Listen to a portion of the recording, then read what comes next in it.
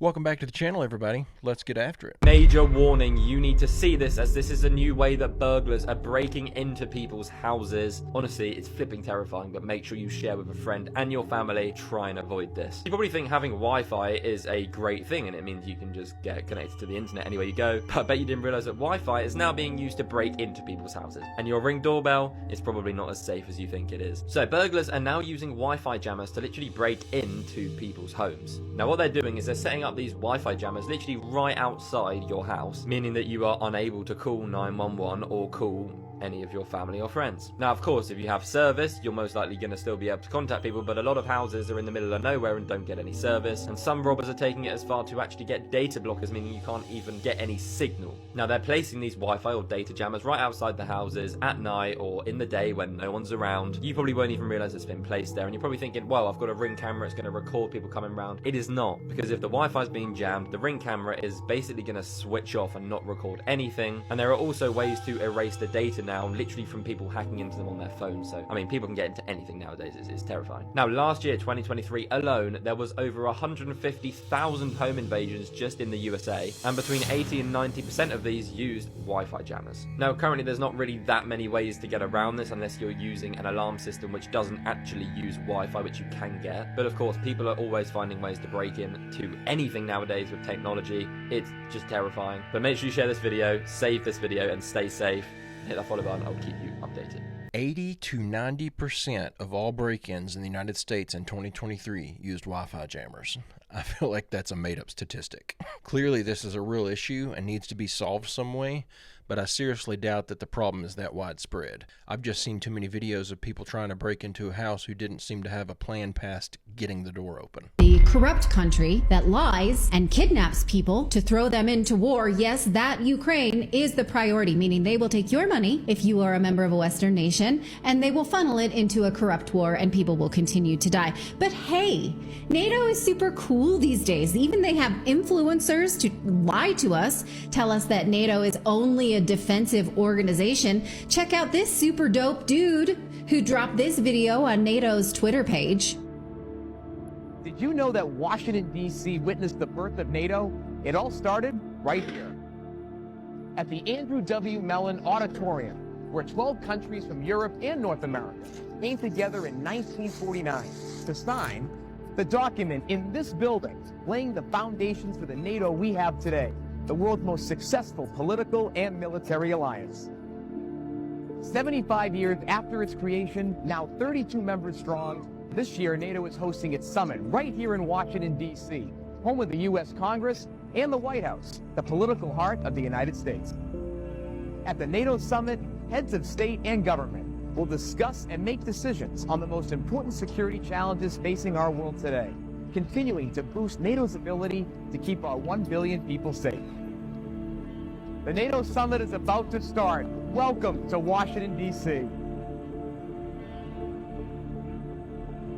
You guys, isn't that so super dope and rad? That was so and funky. hip NATO and was so funky fresh? NATO is so cool with all their social media presence. It's really cool. It's so exciting if you don't bring up the fact that NATO's first major defensive move was to bomb the shit out of Yugoslavia, including many civilian targets. They struck a media center, civilian hospitals, and bridges, including one that was bombed as a civilian train passed over it. Remember that? That was super cool and hip too.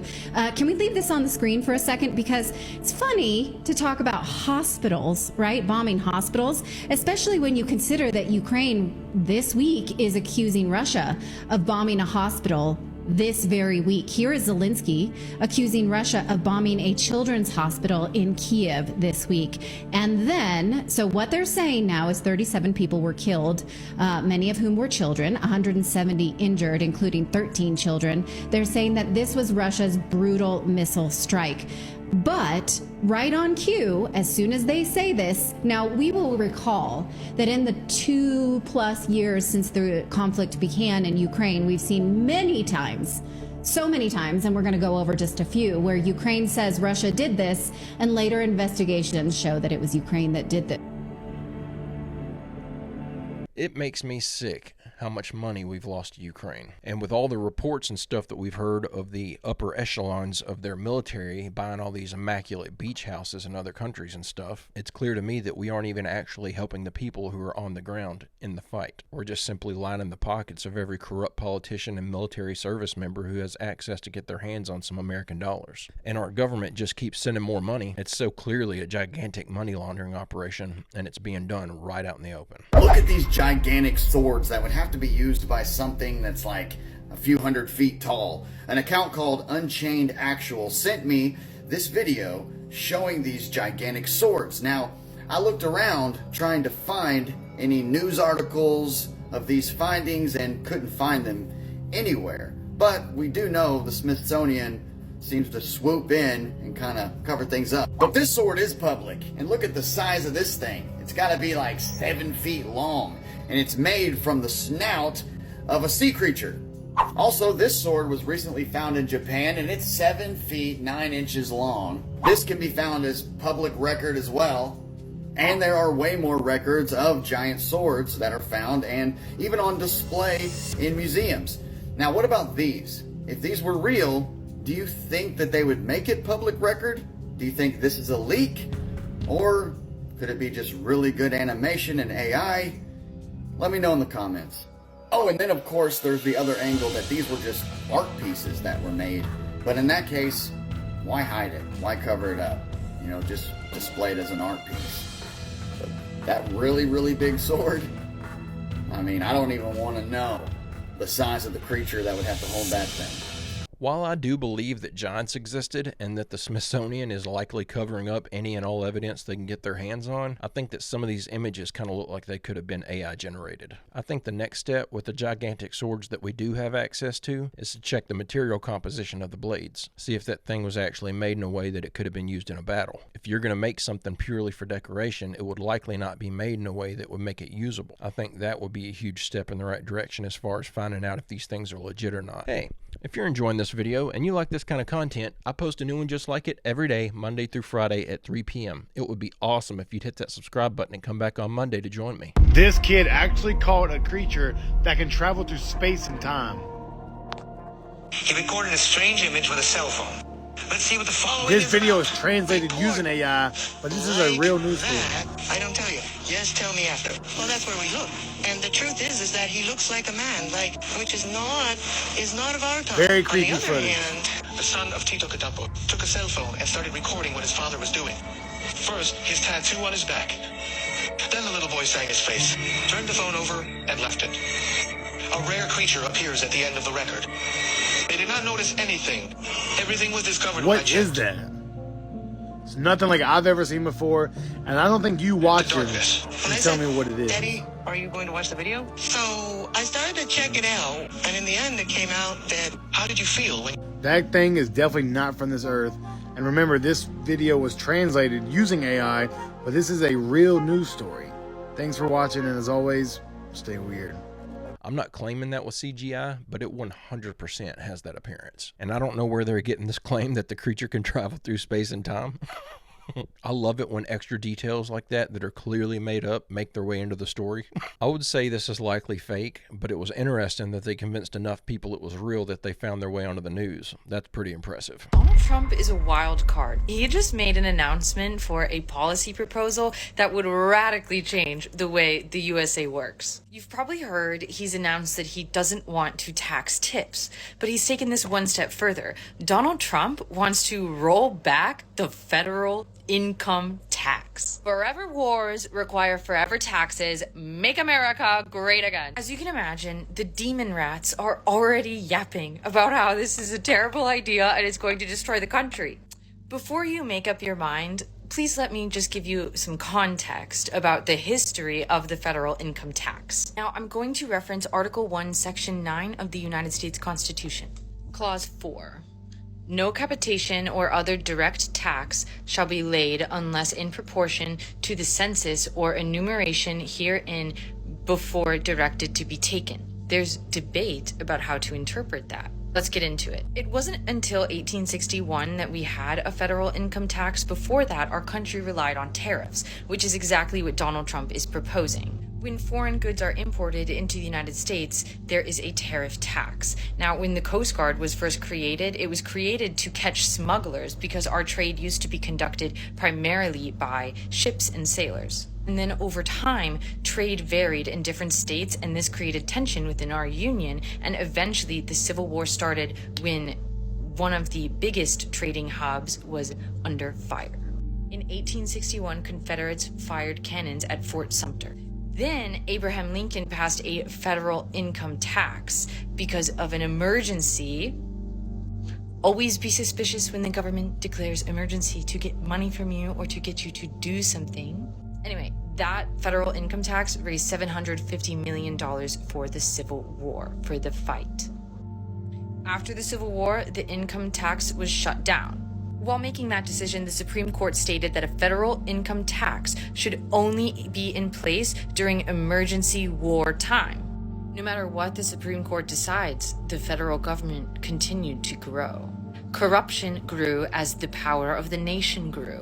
When Woodrow Wilson was in office, he allegedly assumed that tariffs would create war between nations, and the way to achieve world peace was to end tariffs.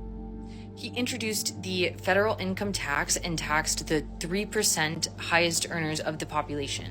It was a 1% tax over $3,000 per year. You can see how government power gets out of control. Even though this was introduced, again after the Civil War, to tax the rich, now see how it's gotten out of control, but we'll get there. When Woodrow Wilson enacted the income tax, he also lowered tariffs.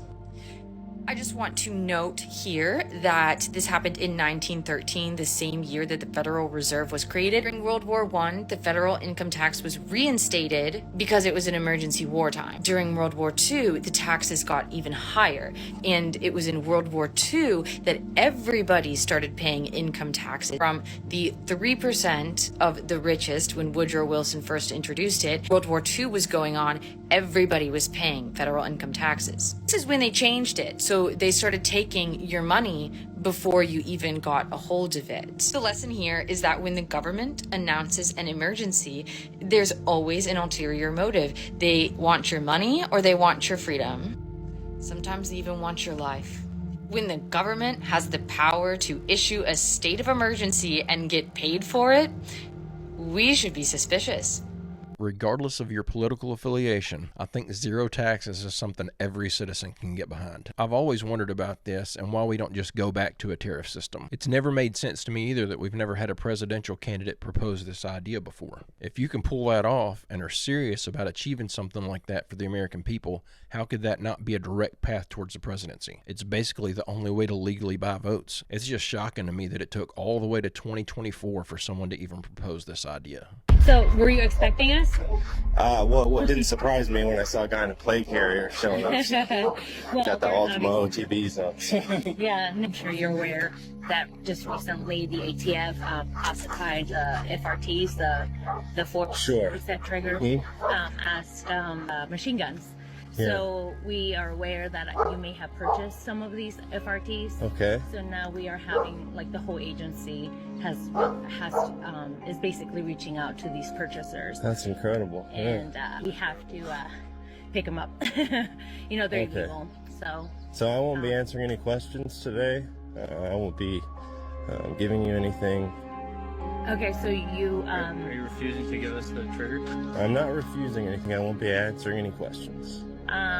But okay, so we are aware that you did purchase FRTs. Again, you wouldn't be in trouble if you just gave those up to us. Just to be clear, so then now you know that if you were to be in possession of these FRTs, then you would be basically breaking the law. The ATF claims that they're making rules. There's been no vote. There's been no congressional hearing that says you have the law. You don't make law, right? Yeah, the ATF doesn't make law. So if the American people feel like the ATF is committing crimes right now, I can't help you. I'm sorry. I just can't. Yeah. Okay. Well, I appreciate your time. Okay, thank you. I absolutely love the way he phrased that. The ATF is committing crimes right now. I can't help you. I'm glad to see videos like this where people are pushing back against these three-letter agencies and their illegal, unconstitutional activities. Hopefully all this crap's going to stop now that the Supreme Court's ruled that no government agency can just create laws and start enforcing them. But only time will tell. The United States has just announced a new $13 billion contract to replace their doomsday planes, which, if you didn't know, are the ones that whisk away the president and other VIPs in the event of a nuclear attack. You might be asking, why now? Well, you might have your theories, but they say that the current fleets, which are made by Boeing and have been in operation since the 1980s, are now aging and need to be replaced. But interestingly, they didn't give the contract back to Boeing. Rather, they're giving it to a new company called the Sierra Nevada Corporation. The Doomsday planes are meant to serve as a command center for the government in the sky. Each one can hold up to 112 people, and they currently have 4. They have advanced satellite communication systems, nuclear and thermal shielding. They're supposed to be capable of remaining airborne for close to a week if needed, thanks to in-flight refueling, but the longest they've gone on an actual test is 35 hours. And since technology like touchscreens would fry in a nuclear event, all these planes fly completely using analog instruments. The project is called Survival Airborne Operations Center and is expected to be complete by 2036. I just don't know why they wouldn't have given that contract to Boeing. They're such a reputable company. But all joking aside, if they think having this thing ready by 2036 is going to help them, they're likely just wasting a bunch of money. With the way things are heating up, they're going to need that plane a lot sooner than that. An ex-SpaceX employee starts wiling out and saying space is fake. Someone asked him what the market was for used SpaceX rockets, and he goes, they're all junk. They're comprised of computer-generated images, stage effects. Nothing has ever gone beyond the firmament of Earth. In other words, space is fake and it's all computer generated. SpaceX is a huge hoax along with NASA. It goes on and on. Just pause and read.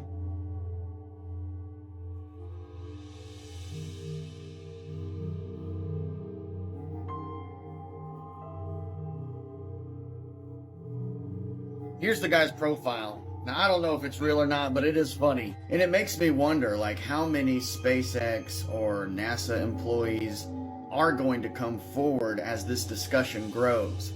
You know, we've already got NFL players, we've got UFC fighters, and a lot of acclaimed people, popular people, coming forward and saying, the Earth's flat. So I'm wondering, it's just a matter of time before people who were employed by these agencies start figuring things out for themselves, and maybe they start coming forward. Hopefully they have a good insurance policy. My biggest problem with the entire idea that this guy's proposing is that if space were fake, the rockets weren't real, and there was no attempt at exploration going on, why would the government award Elon Musk with all these government contracts? Wouldn't they just keep funneling all their allotted space exploration money into NASA, a government agency? That would be the smarter move if they're trying to fake space exploration. I think it makes much more sense that SpaceX is launching actual rockets. I think this is likely a disgruntled employee situation. So we just got Chinese food. And we ordered you know, chicken wings, chicken legs, and we ordered some teriyaki, right?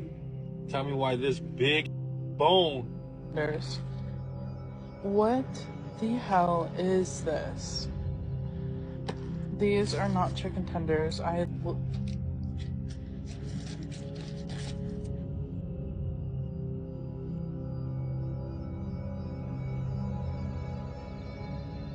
Oh my God, bro. Oh, hell no, man. What the? Man, get your ass on, bro. Man, you get your guy. But I don't know if I'm tripping out or is this a rat. Is this a rat or is it a... I don't know. You tell me.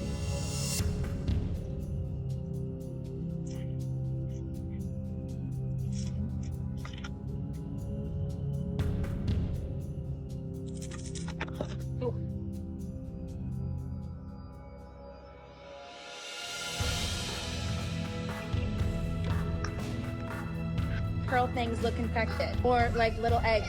Let's take a closer look. At first I thought it might be because it's partially still frozen, but there was absolutely no temperature difference. I've also purchased buckets of these from online before, and they've never...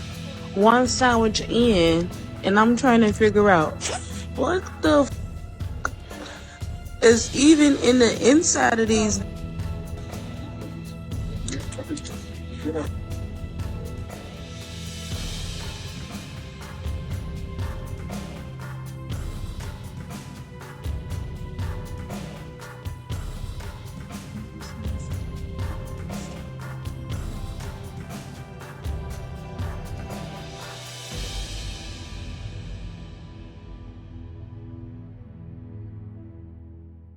I'm sorry that I keep showing all these disgusting, nasty food videos. This stuff just keeps getting worse and worse. I'm starting to check everything I eat with a suspicious eye. It's getting to the point now that I'm nervous about the idea of going to any fast food places. It seems like it's every single day that we get another one of these nasty videos where some company's trying to feed us clearly rotted, bug-infested foods. Be careful what you eat. It's getting dangerous out there. Have you heard about this happening at Yellowstone? I'd like to quickly show you this video and then talk about the possibility of this going off and what would happen if it does.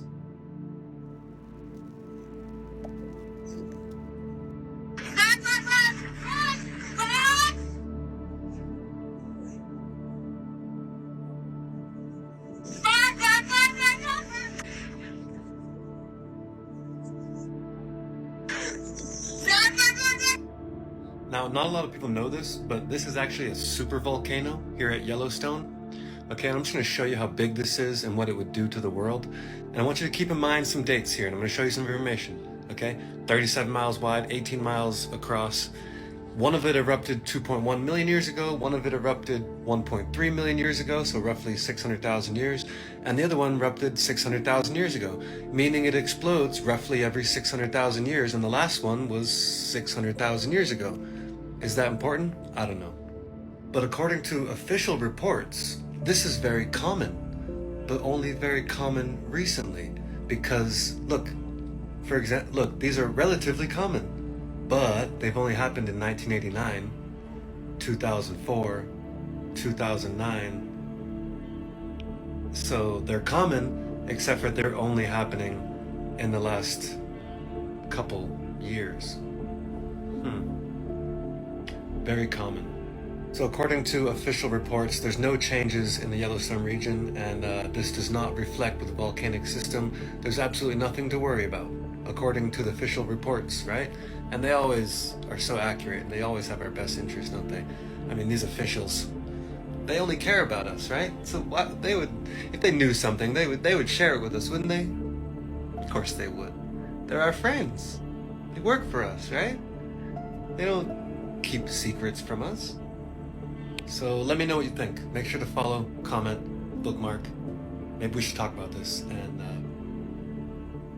I just got a comment from a viewer the other day claiming that that volcano is dead and being used as a scare tactic to keep population from growing in that area because of its fertile farmland. I'm not going to sit here and say that I know for a fact that that's not the case because I'm just some guy on the internet, but it sure seems like the opposite is true. If they're lying to us, which the government almost always is, it looks more likely that they're telling us there's nothing to see here or nothing to worry about, while the public evidence we do have access to would indicate that that thing is about to completely reshape North America. I just don't know what to think on this one. The United States government has avoided a complete financial disaster the past few years, and here are just a few of the tricks that they pulled out of their sleeve, like David Copperfield, a magician.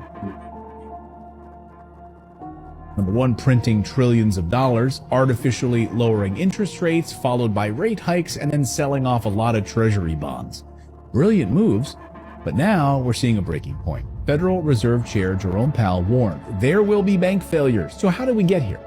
Well, the pandemic marked an important change in the United States workplace. The work from home revolution changed everything in the once profitable office space. People would go to work, they'd go to offices, retailers would open offices and space all around there, coffee shops and everything else for people to have lunch and breaks and all of that. But then when no one shows up to those offices anymore, that whole economy collapses in these cities. It's a perfect storm. It's estimated that nearly 1.5 trillion in commercial real estate loans are due for repayment by the end of next year. This, combined with higher interest rates, has put immense pressure on leaseholders. And now we're seeing multiple businesses defaulting on their loans. This is the biggest real estate crisis since 2008. A lot of office space around the world is now redundant. There's too much of it. And that's why we're seeing such massive value declines. Because interest rates are higher now than they were when their loans were originated 5 to 10 years ago, refinancing doesn't make a lot of sense, especially with the uncertainty in leasing. And there's no one coming into the office.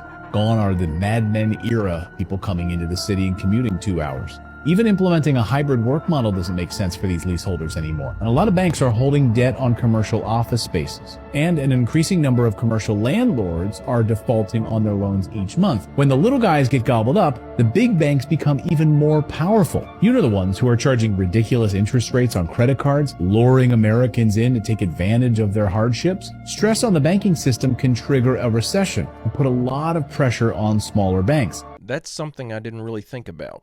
I knew that all these huge commercial properties are sitting vacant since the pandemic and the start of the remote worker fad. What I didn't think about was all the smaller businesses it would have an impact on. All these employees are no longer buying coffee in the morning, lunch in the afternoon, filling up their gas tanks to commute back and forth. So it's not just the economy of the real estate market that's been affected, but all the little businesses around them.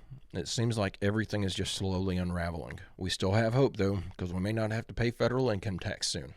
Well, everybody, that's the end of our clips. But before you run off, I've got some packages to open from viewers. Our first package today comes from Raymundo Rodriguez, and it is a book called The Playlist of Infinite Madness by Raymundo Rodriguez. Very cool. It comes with a letter, and the letter says, "Dear Barry Stepp, long-time listener, first-time caller. I found your channel and absolutely enjoyed it. I saw that you accept things from listeners, so I wanted to send you a copy of a book I wrote. The book is based on my experience meeting the Holy Trinity in the depths of the abyss. I've noticed recently you've been talking about religion and spirituality and what could be the truth behind it all. I won't say what I found is the absolute truth, but it is a truth that I stumbled upon. Whether they were shaped by my life experiences or if the beings that had appeared before me really were as they appeared and acted, it left me fundamentally changed. The way my book is supposed to work is that you can listen to the songs that I heard that night. The playlist is at the back of the book. I wrote the book immediately after the experience using the videos I had of the night's events, and an experience like that sticks with you for a long time. One day I hope to create a visual medium for it because I think it'd be really cool. I hope you enjoy. Continue to do the amazing job you do, and I hope someday you find the truth you're looking for. Sincerely, Raymundo Rodriguez." Thank you very much, Raymundo. I greatly appreciate it, and I can't wait to check out your book. Next, we have a package from Matt Clark. And it comes with a note that says, "Thank you for the great videos. I look forward to each new one. It has been awesome to see the channel and community grow. Good luck with everything in the future. Matt Clark." And Matt sent me, it's an alien bust for my shelf. That is awesome. That's going right up here. Yeah, it's going right up here on the shelf. Now you'll be able to see it every time you watch a video, Mr. Clark. Thank you so much. And lastly, we have a huge box from a gentleman named Michael McClary. And it comes with a note, but I'm not going to read it because it is very, very long and I don't want to take up too much of your time. I'm going to read it personally, just not on air. But we're going to look and see what they sent. We have a book called 3 Simple Steps, a map to success in business and life. That sounds awesome. That reminds me of a book that I read once called The Energy Bus. Absolutely changed my life, so I'll probably get some use out of that one as well. So thank you very much. This is Sentinel 2.0. I don't know what this is. It's in a box. Whoa, a limited edition dad shot glass. Very cool. And this awesome flashlight. Bam. I probably just ruined my camera. Oh no. Maybe I shouldn't shine a light directly in the lens like that again. And then we have some lights, a camping lantern, and more camping lanterns. We got some. This box is full of camping lanterns. You're kidding me. And headlamps. I'm gonna have to show y'all because you're gonna think I'm making this up. As you can see here, I'm holding a 8-person yurt tent. Bought this for my son for his birthday yesterday so that him and his friends could go camping tonight. Hasn't even been set up yet. We're going to set this up right before we head out to go check out the new Deadpool movie. He's got 3 buddies staying the night with him. They're going camping tonight, and now they've got a ton of awesome camping lanterns and headlamps to use. Thanks to you guys, my son will have a much more enjoyable camping experience tonight. That is absolutely awesome. The timing of that just blows my mind. The stuff that you guys send me, for one, is absolutely awesome. But the timing, the way things work out, is almost eerie. It's just blowing my mind. Somebody sends me a bunch of camping stuff the day that my son is going camping. This stuff is going to get used tonight. That is so cool. Thank you all so much for the gifts. But guys and gals, I'm going to go ahead and end the video right there. I hope you enjoyed these clips we watched together today. I'll be back tomorrow with another video. I hope you come back to join me. Don't forget to leave a like and subscribe if you haven't already. And check out www.barry-stepp.com if you'd like to order yourself a shirt or a hat. It greatly helps me support the channel, and I tremendously appreciate anyone who's ordered anything off of there so far. Also, don't forget to post your photos of your shirts and hats over in the Discord to get your photo and a video. like this one. But with all that out of the way, I hope everyone has a great, safe, fantastic rest of your day, and I will see you all on Monday.